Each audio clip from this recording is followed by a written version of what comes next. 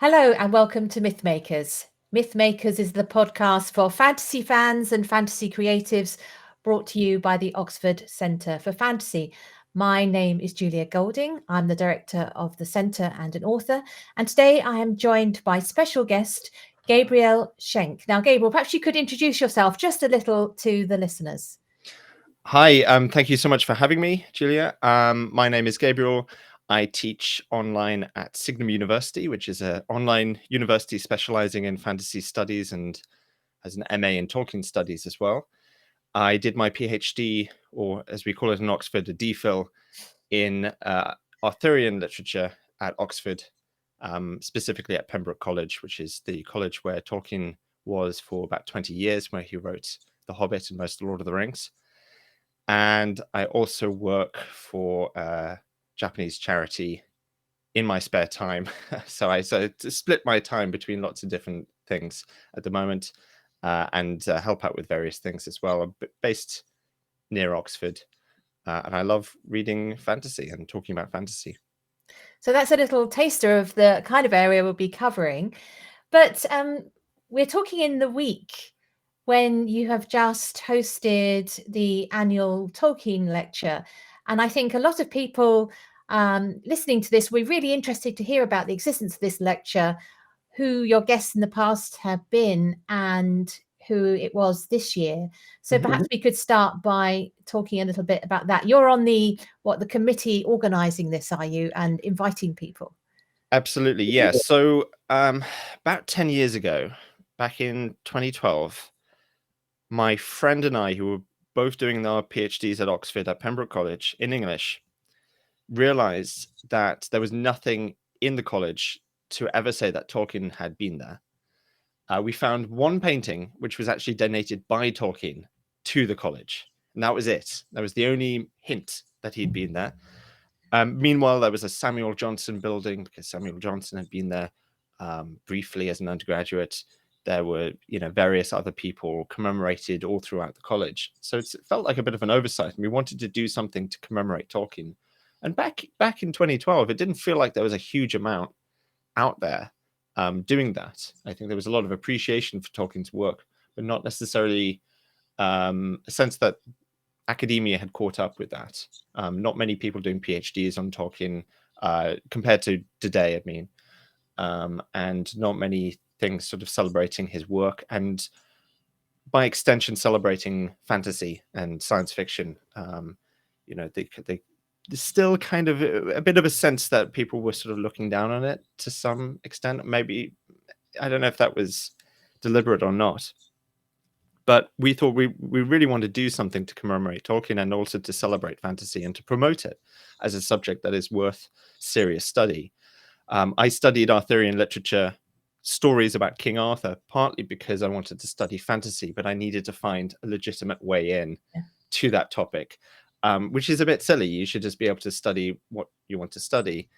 As much as I love Arthurian literature, it felt a bit silly to have to sort of sneak around the topic of fantasy when there was so much fantastic, incredible work being done in fantasy and science fiction, and it was so worthy of study. And people are studying it and were studying it back then as well, but it wasn't kind of as much on the surface publicly as we thought it should be. So we started up this lecture series in honor of J.R.R. Tolkien. But the lecture itself is on fantasy literature, fantasy very broadly defined, a bit like in the Hugo Awards. So it can include science fiction, it can include speculative fiction. We don't get too engrossed in defining what is and isn't fantasy.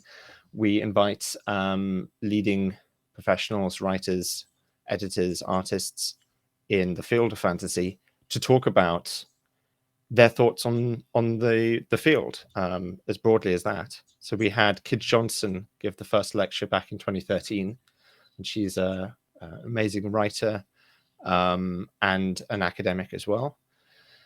And then that was followed by Professor Adam Roberts from Royal Holloway University, who is also an incredible writer and an incredible academic. So there's a bit of a theme going there because we like to sort of mirror Tolkien a little bit in that he was an academic, a scholar, but also a fantasy writer, of course. And then we've had just so many brilliant speakers. I mean, Marlon James, Lev Grossman, Terry Windling, who's also an editor, an artist, as well as a writer. Susan Cooper, who was taught by C.S. Lewis and J.R.R. Tolkien, and is just one of the most important fantasy writers ever, as well, in her own right. And recently, on Monday, we had Rebecca F. Kwong give her speech, which was delayed from 2020. She was supposed to give it in May 2020. Of course, the pandemic intervened. She was actually in Oxford at the time doing a master's, and she had to evacuate the city in the middle of the night. And then we had a kind of a Zoom symposium to make up for that in 2020, which was a lot of past speakers, including our then future speaker, Rebecca. And that was called Fantasy in Times of Crisis. And that's a really interesting discussion that you can look at on YouTube if you're interested in that topic. And then the following year, we had a Zoom lecture with Guy Gavriel Kay, who, again, is an incredible fantasy writer, but also has this history of working with Christopher Tolkien on the Silmarillion. So that was a kind of nice link, even though he didn't talk about that. It was a nice link to have that. And then finally, we got to have the in-person lecture that was always intended for 2020. And Rebecca spoke on Monday, which was the 23rd of May, in person with a packed audience. And we got to do all the great things that we can't do over Zoom. As much as I love things like this, online teaching and online conversations, they're great. But there's some things you can't do. And we could have we could sort of hang out a bit more and exchange ideas a bit more freely. And it was a brilliant lecture. Highly recommend you watch the recording if you haven't done so already. It's on YouTube. We'll be putting the links into the show notes so people can find. Brilliant. Yeah, do check it out. What I find with the Tolkien lectures is that I get a lot out of it the first time, but then if I keep on going back to it, I keep on getting more and more out of it, because they tend to be scholarly but accessible. So there's a lot of quotations, a lot of ideas. And Rebecca had been thinking about this talk for at least 2 years. And it kind of responds to the panel discussion we had, which is, why write fantasy when there are bad things happening in the world? How much is this actually helping? And she comes to some beautiful conclusions about the value of art, and beauty and truth and all that good stuff. But she expresses it so brilliantly, and I think in a very relatable way. Like a lot of the things she's talking about, I've struggled with as well. And along the way, she gives some really interesting insights into the publishing industry and the Q&A, especially. The lecture itself is it's about 35 minutes long, and then the rest of the video is the Q&A, which expands on some of her ideas. So do check it out, and check out our previous videos as well. We've got all the previous lectures recorded, and they're all really, really useful and inspiring, and full of great ideas. Yeah, I mean, one of the things I was interested in hearing her say is you could hear the weariness in her voice of, because she is Chinese American heritage, of having always to be, in some sense, seen as a flag carrier. And there was one particularly telling phrase about publishing, predominantly white publishing, white people in publishing, sort of presenting writers from other communities as though they've saved them. Here we are, here's our flagship person for this particular ethnicity. And I just felt I sympathized with her so much when I heard that. I thought, oh yeah, I've got a good friend who was an editor of mine and also a writer, Jasmine Richards, who has come on one of our courses, spoke on one of our courses.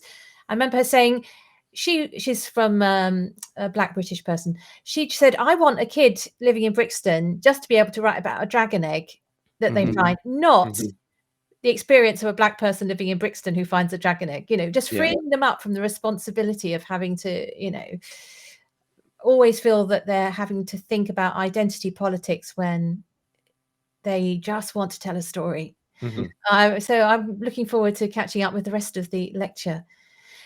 Right. So That's just brilliant. I'm so pleased that you've made this move to honour Tolkien in his college.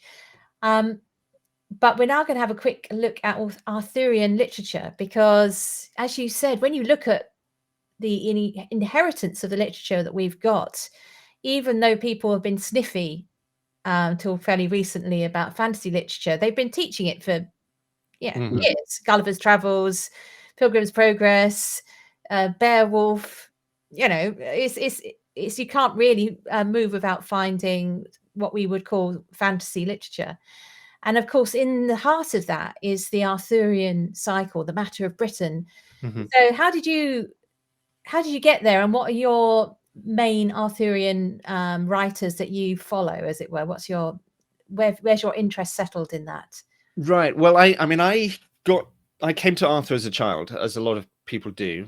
I remember going over to my grandparents' house and watching The Sword and the Stone on VHS, which is the Disney film.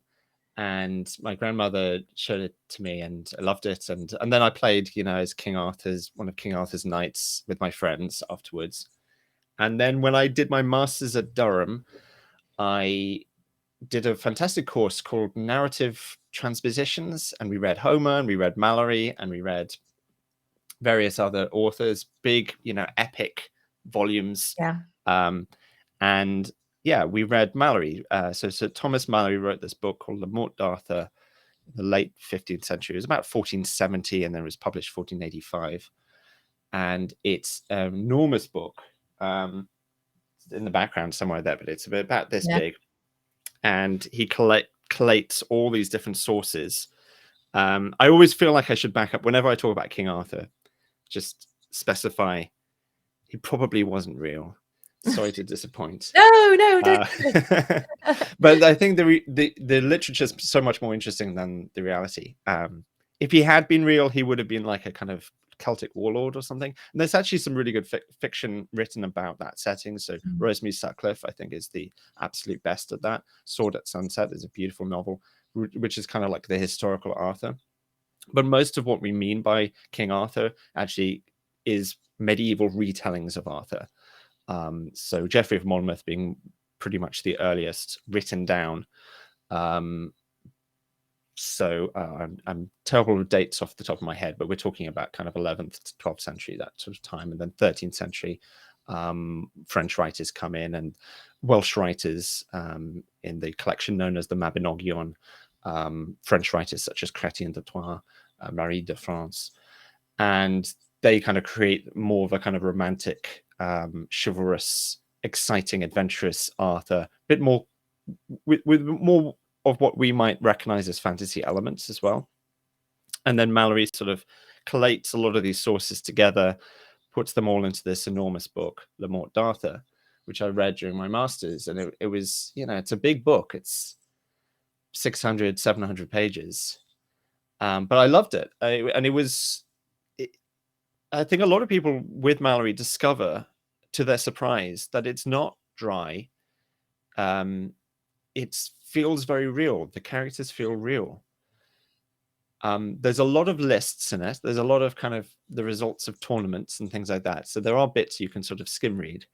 But there's also the sense that these are real characters. And most of the time, the stories aren't actually about Arthur. Arthur's in the background. Get Arthur at the beginning, Arthur at the end. Most of the story is about Arthur's knights and sorceresses and dragons and quests and so on. So it's great fun. And it really helped me understand. It was a kind of missing link in my love for fantasy, because I grew up with Tolkien and Lewis, Narnia and Middle Earth, and I could see the roots of that in Arthurian literature, specifically in Sir Thomas Malory. And we should just say here that its title is a bit of a misnomer, because La Morte d'Arthur is the death of Arthur. You get far more than just Arthur's death. Yes, exactly. And it's not French as well, so that confuses people too. So it's in English. It's written in English. It's written in Middle English. You can still understand the original, as well. We don't know exactly how Malory wrote it, but we have Caxton's printed version, which came out shortly after Malory wrote it. And then there are kind of updated editions that update the spelling and so on, which are much easier to read. Yeah, there's a big debate about the title. Some people think that Caxton gave it to the title Le Morte d'Arthur because he got confused and he just thought the name of one section was the name of the entire thing. But other people have argued that actually Le Morte d'Arthur is a good title for the whole thing, because although it's not all about the death of Arthur, it's all leading up to that point. A lot of people see the Arthurian legend as essentially a tragedy, which, you can certainly make that argument. I'm not sure I personally agree. But yeah, so it's an incredible work. I do recommend slogging through it. There's some beautiful, beautiful things inside, and it was really eye-opening for me. And then when I went to do my PhD, I was looking around for topics, and I remember I was listening to the soundtrack of, I think it was a 1998 TV movie called Merlin, starring Sam Neill, and it has this amazing soundtrack. And I was on the YouTube comments page for the soundtrack, and someone had written a comment saying, "I wish I could live back in this time." And I was thinking, this is weird because this time never existed, especially not in the time depicted in Merlin, which has magic and so on. But they wanted to live in another time, even though it didn't exist. They were nostalgic for something that never existed. And I thought this is a fascinating phenomena. And that led me to, that led me to do my master's on William Morris at Durham. William Morris wrote kind of very early fantasy, late prose romances such as The Wood Beyond the World and The Well at the World's End. And then for my PhD, I thought, well, I'll just keep on going down this track and look at King Arthur as a way of understanding fantasy. And so I focused on revival Arthurian literature from the 19th century and the 20th century. King Arthur kind of went away in the 18th century when we all sort of became very rational for about 100 years.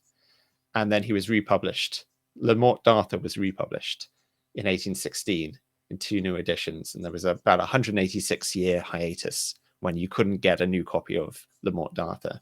And then it came back, 2 new editions in 1816, 3rd edition in 1817. Just, it's never stopped being popular since then. There was an explosion of interest in King Arthur. Then you get, King Arthur plays, King Arthur chocolates, King Arthur hotels, and then into the 20th century, King Arthur movies, King Arthur theme parks.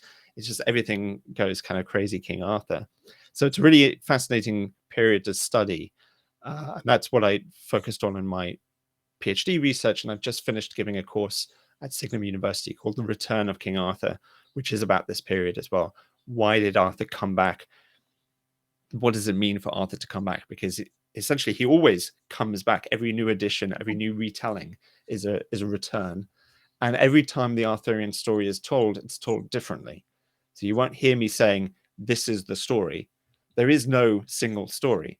It's a playground for authors to explore ideas. Tennyson did that. T.H. White did that. Tracy Dion recently in the Legend-Born series is doing that as well. Every author brings something new to it, and new perspectives, and so that's what's really enjoyable about reading Arthurian literature, and really enjoyable about studying it as well. I've done that. I did it for kids a few years ago. Oh, nice. At University Press. I did Young Knights of the Round Table, which was a sort of my take on it was that the Fey world was a kind of Arthurian world, and that it was about changelings, and the children over there were a bit like they're in North Korea. They were told that humans were the enemy. So it's kind of flipping the Arthurian story, looking at it from the Morgan Le Fay side.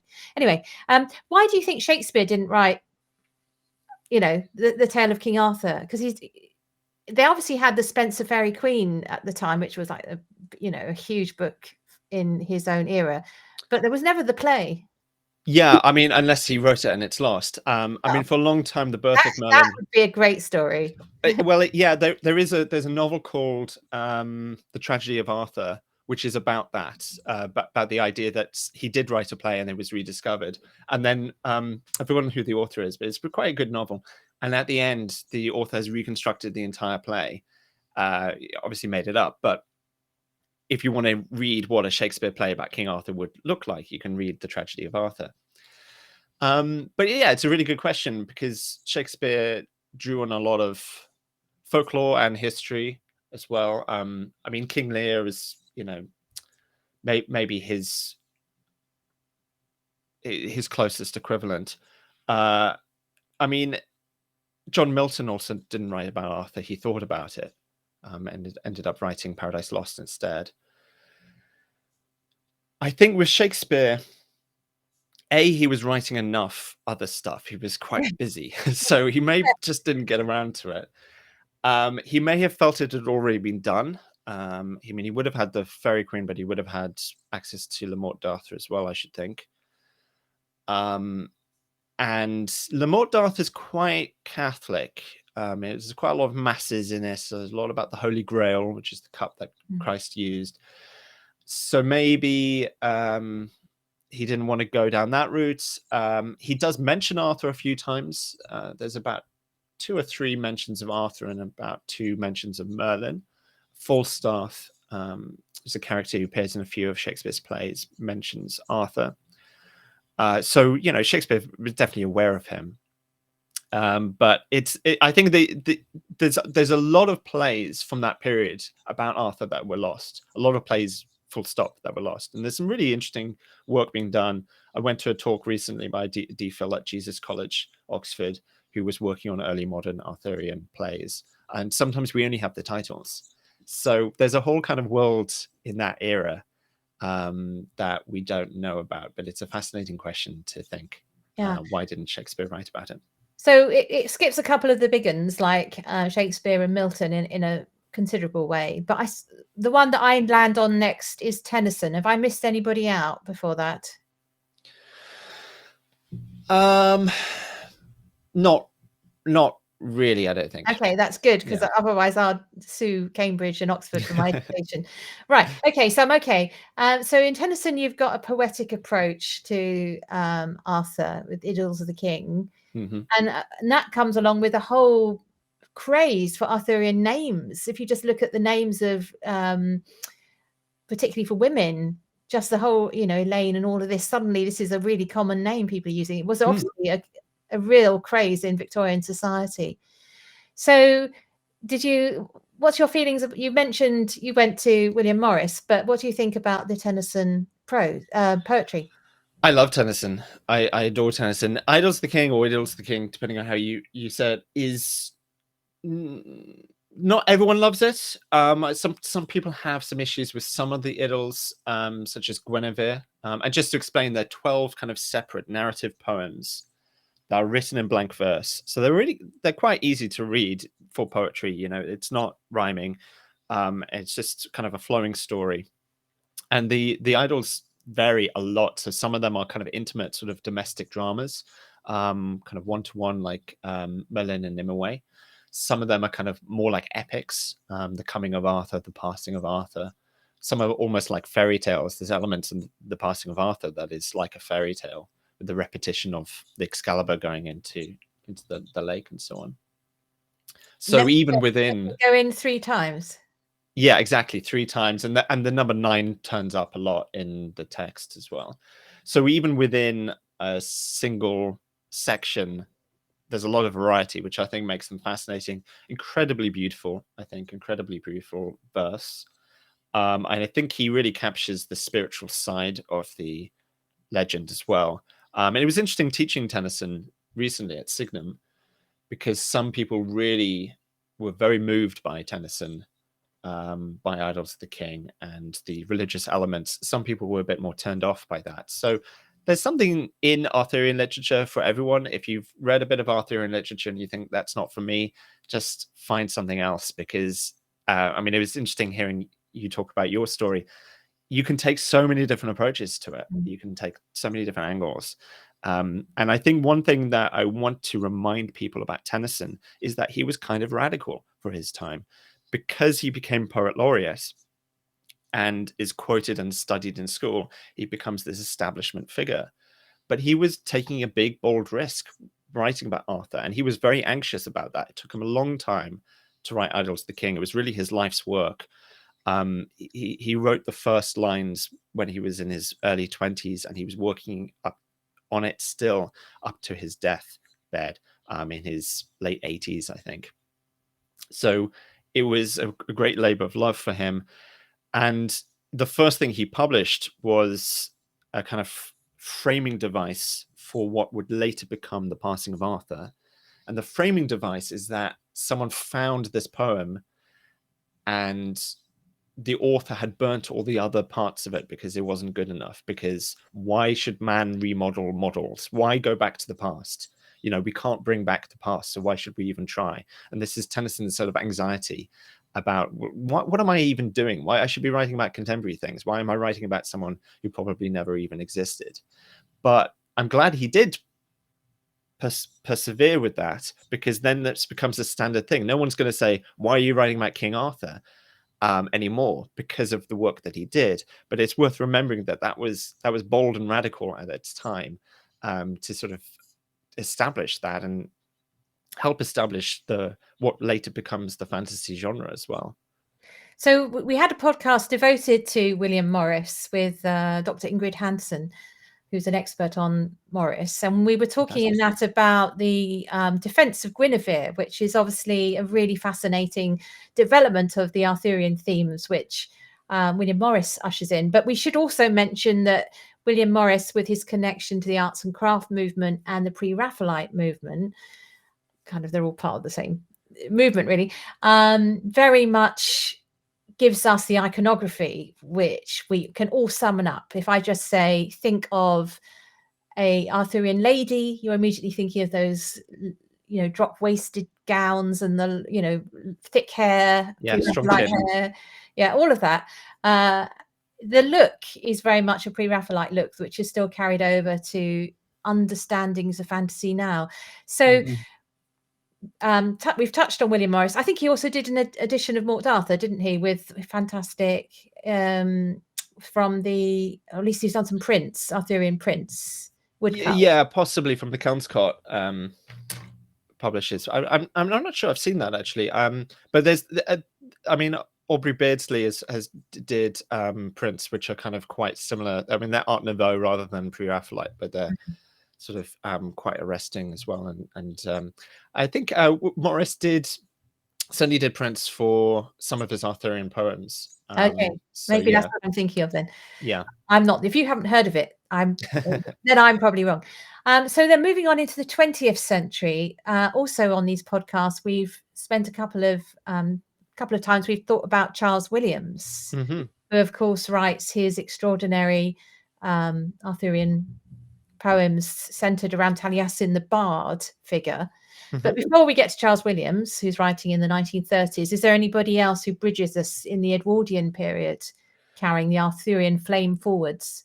Yeah, there's lots. I mean, not necessarily big names. There was a lot of very good drama, sort of fin de siècle, 1890s Edwardian era. There was a big kind of blockbuster performance of King Arthur, the Lyceum Theatre, starring Sir Henry Irving, who was the first actor ever to be knighted, with Bram Stoker, the author of Dracula, as the stage manager, and Ellen Terry as Guinevere. So these are, you know, the biggest names in the 19th century stage. What a production team that would have been. Amazing. And you can still read the scripts, and there's lots of kind of photographs and stuff of the performance and stuff. So that's kind of fascinating one to think about. Although you really need to have been there, I feel. The script isn't quite good enough, but you get the sense of the scale of it. Another author I really, really highly rate is Clemence Houseman, who is the sister of A.E. Houseman. And she, incredible writer. Highly recommend her. Douglas Anderson has included her in Tales Before Tolkien as kind of roots of modern fantasy. He's one of the world experts on Houseman. And she wrote a novel called The Life of Sir Aglovale de Garlis. She spent about 16 years writing it. I taught it recently in this course. It was published, I think, 1906, around that time. Taught it in the Signum University course, and the reaction from the students was, quite a few of them said when they started it, first 10, 50 pages, they were thinking, why are we reading this? And then about 100 pages in, they were thinking, this book has changed my life. Like, it is just extraordinary. It's so intense. There's so much in it. It's written in this kind of old sort of Mallory style. It's very kind of close to Mallory's Le Morte d'Arthur, and actually even quotes Mallory verbatim within the narrative without you even realizing what Houseman is doing. But it is this really intense psychological journey about a minor character in Arthur's court, Sir Aglavale. So that's a really fascinating one, and I think that one needs to be read more and known more. And then 1930s, I mean, you have the beginning of T.H. White's The Once and Future King. So The Sword and the Stone comes out in the late 1930s. And that's kind of the next big thing, really. The Once and Future King is a really big, important epic. But yeah, Charles Williams fits in around that time too. I've just spent some time thinking about that book because I was reading H is for Hawk by Beautiful. which is a book about training a hawk by Helen MacDonald, and she is basically partnering throughout with her thoughts about T.H. White, and because he also wrote a book about training a hawk.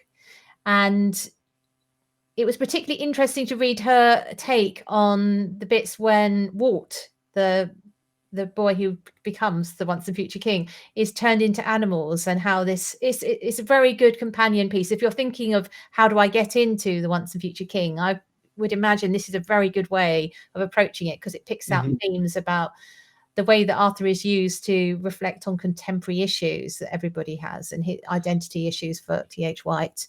Yeah, absolutely. Yeah, I mean, so MacDonald makes the case that White was a deeply unhappy man, and that's fair enough. I mean, I've been to White's archives, which are weirdly enough in Austin, Texas, and the Harry Ransom Center, and they've got all of his journals and diaries and letters and so on. So I've read through all his journals whilst he was writing The Once and Future King, and he was suffering. He was a bit tortured. He was very isolated, very lonely. He was a repressed homosexual. He was given some very bad psychological advice about repressing his homosexuality. He was kind of feeling very cut off from the rest of the world, and he was in Ireland at the time. The rest of the world, well, his country, England, was going to war, and he felt like, he should really help out with that, but he didn't know how to, and he was kind of a bit useless at the jobs that would be important for the war effort. So he's kind of, he feels very cut off in Ireland, and he channels a lot of his pain into this incredibly beautiful, moving, and powerful story, which he also sees as a tragedy. So, I mean, there's lots of fun things in The Once and Future King, and it is an extremely funny series of books, especially the first one. But there's also pain and sadness in there as well. And I think MacDonald sort of brings that out in H is for Hawk, because that's a book about grief as much as anything else. Yeah. And maybe that's what's so fascinating about the Arthurian cycle, is it does have this melancholy. It feels very, for those people who know their Tolkien, that Tolkien is basically part of what's the mix is the, Ragnarok, we're all heading for the great defeat kind of feel. It's getting, we're moving away from a golden age. Yeah. And there is definitely that feeling in Arthur too, that the greats go, and they may possibly come back, like in Ragnarok, they may possibly come back. But I don't know if you ever think they will. It's the hope that maybe they will. Yeah. It's interesting, isn't it? Because the Arthur story is that Arthur is not actually dead, that he's going to come back one day. And there are stories about Arthur coming back, but really it works best if he is some way off into the future. And chivalry itself, the time of chivalry never really existed. This time of knights and quests and so on. There are historical periods of chivalry, but even then, they're kind of nostalgic. Yeah, even at the time, like even the medieval writers and people, they're trying to recreate something that never really existed. So chivalry always really exists in the past, and Arthur always comes back at a undetermined future date. So there is some kind of hope for it, but there's a yearning too. And I'm reminded there's a line in a Doctor Who episode, Blink, when one of the characters, Sally Sparrow, says, I like old houses, they're sad. And her friend says, what's so good about sad? And she says, sad is happy for deep people. And that really resonates with me. I love all this kind of sad stuff because I don't know, it just sort of it inspires me, and yeah, it kind of gives me a weird kind of happiness at the same time, because it's not all sad. It's not, there's lots of, not everyone dies at the end, but it is this kind of loss and this yearning, which I think absolutely you also get in Tolkien, the loss of previous civilizations, and the sense that even, the elves aren't going to stick around forever, and the old order changeth, yielding place to the new, as Tennyson put it. I think that's absolutely something that Tolkien is getting from Tennyson. He actually translated one of Tennyson's poems, I think it was Break, Break, Break, into Elvish. So he was very taken by Tennyson, and Tennyson, Break, Break, Break. It was either that poem or Crossing the Bar, both written about Arthur Hallam, who was, this man that Tennyson loved deeply and died before his time, and that really, it was like the most life-changing event for Tennyson, and a lot of that goes into Idylls of the King. A lot of that goes into all his poetry, and I think Tolkien himself, had early losses. His mother, his father, his friends in the First World War, and even before the First World War. Yeah, there's something that speaks to those writers about fantasy and Arthur, and of course Tolkien wrote his own Arthurian poem as well, The Fall of Arthur, which is incomplete but still published, and that's tremendous too. And of course, C.S. Lewis, it's full of Arthurian. I mean, we haven't got time to cover it here, but just for people who've read Narnia, for example, they'll know that again and again there is an Arthurian feel, almost like Arthur rejuvenated in Lion, Witch and the Wardrobe. The way that the leadership is described as being shared. The Order of Knights. Anyway, we can go on. There's loads of it. And of course, C.S. Lewis was the great medievalist and knew all this stuff inside out. But maybe people would be interested to know what you rate as really good Arthurian entertainment on their TV or film choices. So let's come bang up to date. This keeps coming up. Sometimes relatively big film, sometimes missing the mark. But what's your feeling of Arthurian themed series that people should dip into? Well, I really enjoy Merlin, the BBC TV one. series, and that's something a lot of people have watched in Britain, at least. I think that's available on Netflix actually now, so yeah, easily available. It's great fun. I mean, it's, if you've seen Smallville or Gotham, it's a similar kind of story in that it's the kind of the prequel series when Merlin and Arthur were young. Of course, Merlin in most versions isn't the same age as Arthur, but it doesn't matter. You can do what you like with the legend, and they have great fun with them. They have great sort of banter. Yeah, exactly. I mean, it's I think, I mean, I kind of maybe shocked my students when I was teaching King Arthur recently, because I said I don't actually care about King Arthur. I don't have like a King Arthur duvet set. I don't have like a King Arthur cuddly toy. I'm not a King Arthur fan. That's not what I'm fascinated about with the Arthurian legend. King Arthur isn't actually about King Arthur. King Arthur is about people and people's relationships. And the best Arthurian fiction, whether that be TV or film or books, is about those human relationships. So I think that's something that the Merlin series does well. In terms of films, I mean, Excalibur is worth watching. It's very intense. 1983, something like that, early 80s. And actually, John Borman, the director, wanted to get the rights to Lord of the Rings and couldn't, so he did King Arthur instead. But that's quite intense. I would say The Kid Who Would Be King, directed by Joe Cornish, is much more accessible. and fun. That's a recent film that came out a few years ago. And I also think, though it's a bit controversial, the Guy Ritchie King Arthur film, King Arthur: Legend of the Sword, is actually a lot of fun. I rewatched it recently. It's much better than I remember it being. I think when it came out, a lot of us were sort of feeling like, oh, this goes too far. Who's Because we were the lead in that one? Charlie Hunman, I think his name Oh, is. yeah. Okay, I might be misremembering his name. I'm afraid I get confused with the Robin Hood films. Because Right, they often run parallel, that if someone's doing King Arthur, there's also a Robin Hood film happening. Okay, right. It's a similar kind of thing. And it's very much a Guy Ritchie version of King Arthur. So there's even a bit where Bedivere says, we've got to assault the castle, and we've got to bring, all these armies. And you think, okay, well, this is like a standard kind of Lord of the Rings sort of fantasy story with the big armies and so on.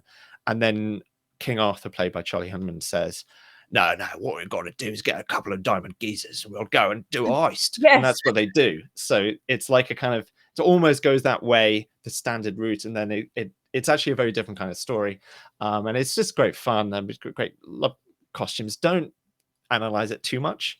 Don't go into it thinking I want historical realism, because you're not going to get it in any Arthurian story. So you might as well enjoy the ride. So those are the ones I would pick out, I think, for accessible kind of TV and film. I did think that Cursed, which was on Netflix, was actually doing some really interesting things. Unfortunately, it got cancelled after one season, but it is still worth checking out. And that's about Nimue, the Lady of the Lake. This from her perspective. And it's a shame, because they were pushing things in some interesting directions in that series. But that's another recent one which I enjoyed. So thank you. That's fantastic. So just before we get to Where in the World, how I usually end, Gabriel, you're also involved in curating some literary estates associated with the Inklings. So maybe you want to say a little bit about that role and what that involves. Yeah. So I work with Owen Barfield's grandson on the Owen Barfield Literary Estate, and that's been great fun and very rewarding. I've been doing that for over 10 years now, and we've seen interest in Barfield grow in that time. Barfield is one of the Inklings who is arguably the most important, because he sort of glues everyone together, and you can find so much of Tolkien and Lewis in Barfield, or rather the other way around, so much of Barfield in Tolkien and Lewis. Huge influence on them both, especially Lewis. And but so someone who's been sort of a little bit more forgotten than the others, because he didn't write like a big fantasy universe. That was his mistake, I guess. But a fantastic philosopher, and wrote lots of, wrote the first Inklings fairy tale, The Silver Trumpet, which is available on the website. And so that's something I've been involved in getting the word out about Barfield, making the information as accessible as possible.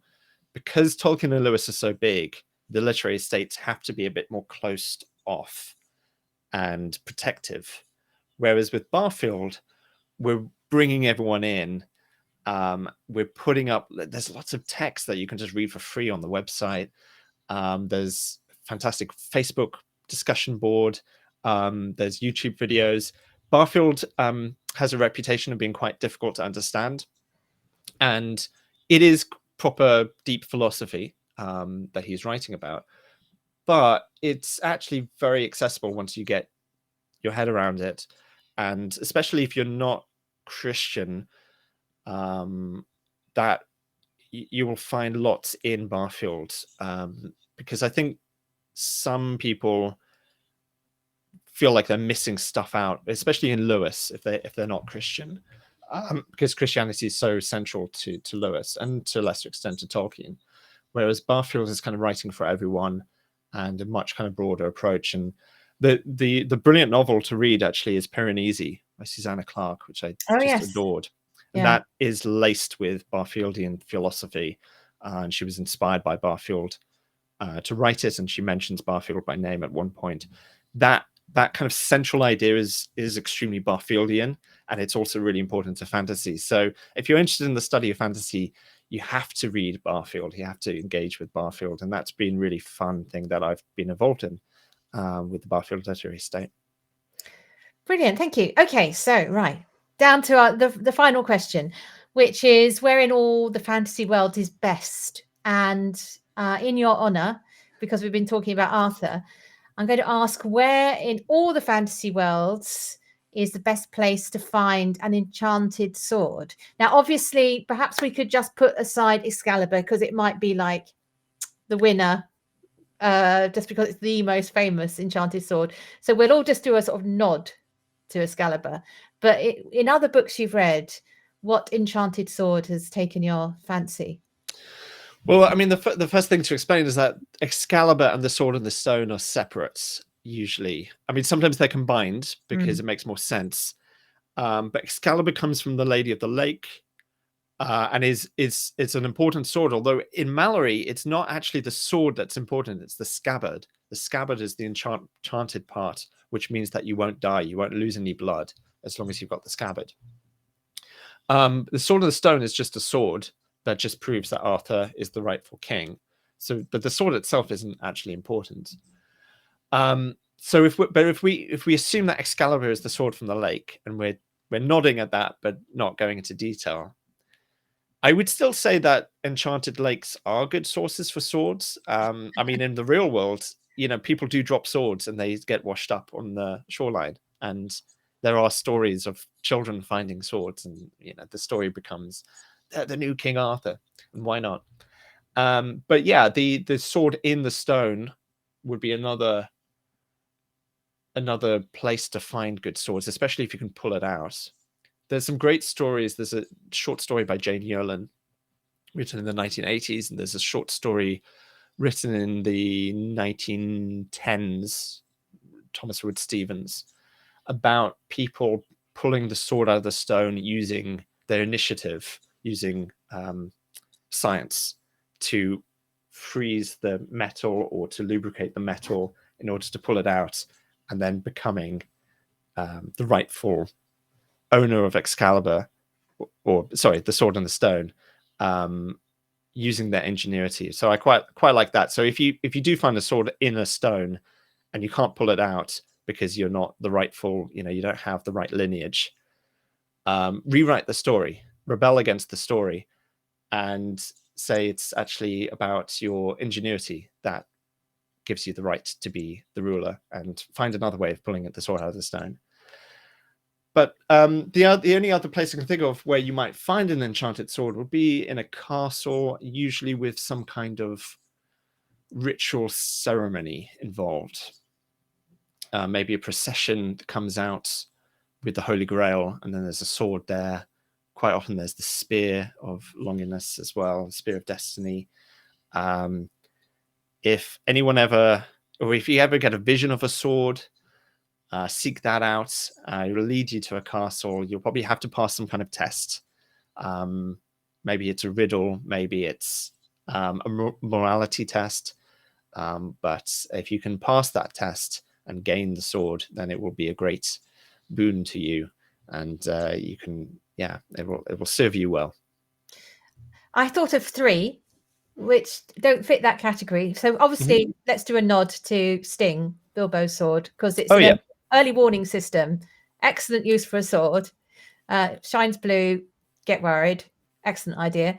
But the other 2 I thought of, one is in the Percy Jackson series, where he gets the sword, which is from the Greek Olympian gods. And the thing that attracts me to that is it changes shape. So it's a very user-friendly sword. You can carry it around with you in your pocket. And then, of course, probably my favorite sword is actually a lightsaber. Because that was the one I think we were pretending to play with in the playground when I was little. And if you really think about that, that is just an enchanted sword. Yeah. Because it works on the Force, a kind of Jedi magic. I'll probably get loads of people telling me why I'm wrong, but that's my understanding of the Star Wars universe.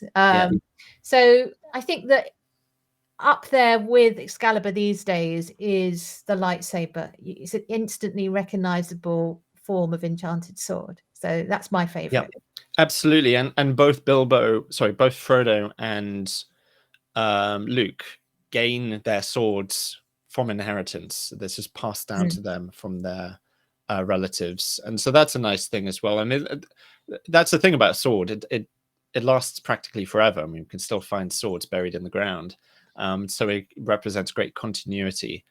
And there's this idea also, there's a period in history after the Romans left when things slid back a bit and there were kind of civil wars and so on. The early medieval period, where you might find an old sword, or you might inherit an old sword that is actually really well made and made with a technology that doesn't exist anymore. And that kind of, I think that comes into stories about magical swords. So, the Sting is a really old sword, but it has this amazing properties. It was in this really old battle, killed a lot of goblins. That's very different to today, when it's like you've got to get the new iPhone or something. You're not going to inherit your grandfather's iPhone and it's going to be much better than your current one. So it's a different perspective there, but it's certainly, that's a thing about magic swords. Older is often better. That's an excellent last thought, inheriting your grandfather's iPhone. That would be quite a thing. So thank you so much, Gabriel. It's lovely talking to you. And I feel we've covered King Arthur quite well in our chat, and people will be, I'm sure, looking up some of those books that you've mentioned, which they weren't already familiar with. So thank you so much. I'm certainly going to go and check them out. Well, thank you. And thanks for all the work you do as well. And it's great. I think the Tolkien Lecture and fantasy literature is sort of, we're trying to do similar things to what you've been doing as well, which is promote the study of fantasy, but also bring as many people in as possible. Exactly. The doors should definitely be open. Absolutely. Thank you so much. And goodbye. Thank you very much. Bye-bye.